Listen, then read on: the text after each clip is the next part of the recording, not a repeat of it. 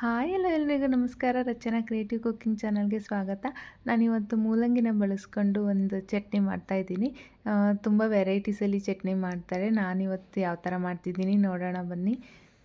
ಮೊದಲಿಗೆ ನಾನಿಲ್ಲಿ ಒಂದು 3 ಮೀಡಿಯಮ್ ಸೈಜ್ದು ಮೂಲಂಗಿನ ಚಿಕ್ಕ ಚಿಕ್ಕದಾಗಿ ಕಟ್ ಮಾಡಿ ಇಟ್ಕೊಂಡಿದ್ದೀನಿ. ಹಾಗೂ 2 ಈರುಳ್ಳಿನೂ ಸಹ ಚಿಕ್ಕದಾಗಿ ಕಟ್ ಮಾಡಿ ಇಟ್ಕೊಂಡಿದ್ದೀನಿ. ಒಂದು ಅರ್ಧ ಗಡ್ಡೆ ಬೆಳ್ಳುಳ್ಳಿ ಎಸ್ಳನ್ನ ಬಿಡಿಸ್ಕೊಂಡು ಇಟ್ಕೊಂಡಿದ್ದೀನಿ. ಒಂದು 6ರಿಂದ 7 ಒಣಮೆಣ್ಸಿನ್ಕಾಯಿ, ಹುಣಸೆಹಣ್ಣು ಹಾಗೂ ಒಂದು 1/4 ಭಾಗ ತೆಂಗಿನಕಾಯಿನ ಕಟ್ ಮಾಡಿ ಇಟ್ಕೊಂಡಿದ್ದೀನಿ. ಕೊತ್ತಂಬರಿ ಸೊಪ್ಪು, ಕರಿಬೇವಿನ ಸೊಪ್ಪು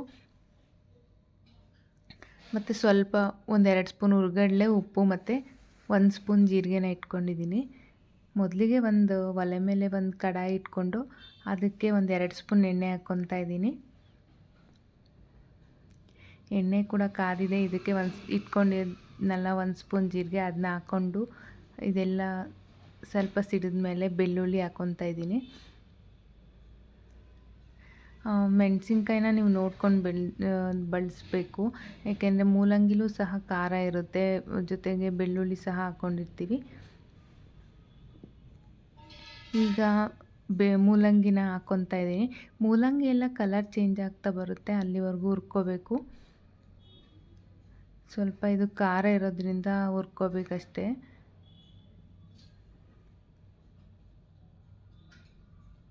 ಎಲ್ಲ ಮೂಲಂಗಿನೂ ಹಾಕ್ಕೊಂಡು ಹುರ್ಕೊಂಡಿದ್ದೀನಿ. ನೋಡಿ ಕಲರ್ ಕೂಡ ಚೇಂಜ್ ಆಗಿದೆ.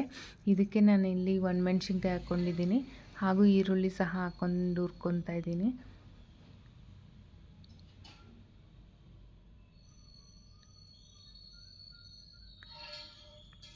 ನಂತರ ಇದಕ್ಕೆ ಕರಿಬೇವಿನ ಸೊಪ್ಪು ಹಾಕ್ಕೊಂಡು ಇದನ್ನು ಸಹ ಹುರ್ಕೊಳ್ಳೋಣ.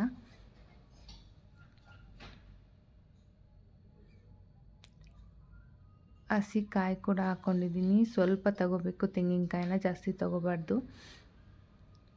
ಹಾಗೂ ಹುಣಸೆಹಣ್ಣು, ಹುಳಿ ನೋಡ್ಕೊಂಡು ಹಾಕ್ಕೊಳ್ಳಿ. ಹಾಗೆ ಉಪ್ಪು ಕೂಡ ಹಾಕ್ಕೊಂಡಿದ್ದೀನಿ. ನಾನಿಲ್ಲಿ ಹಳ್ಳುಪ್ಪನ್ನ ಹಾಕ್ಕೊಂಡಿದ್ದೀನಿ.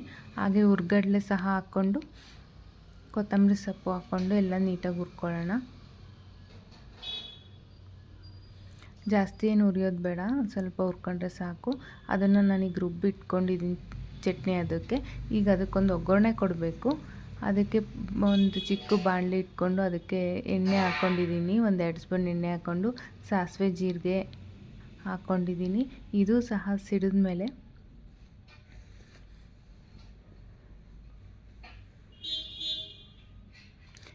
ನಾನಿಲ್ಲಿ ಬ್ಯಾಡಗೆ ಮೆಣಸಿನ್ಕಾಯಿ 1-2 ಹಾಕ್ಕೊಂಡಿದ್ದೀನಿ. ಹಾಗೂ ಕರಿಬೇವಿನ ಸೊಪ್ಪು ಸಹ ಹಾಕ್ಕೊಂಡಿದ್ದೀನಿ.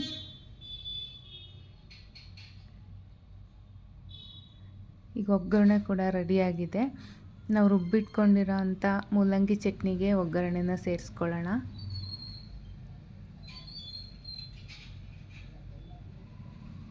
ನೋಡಿ,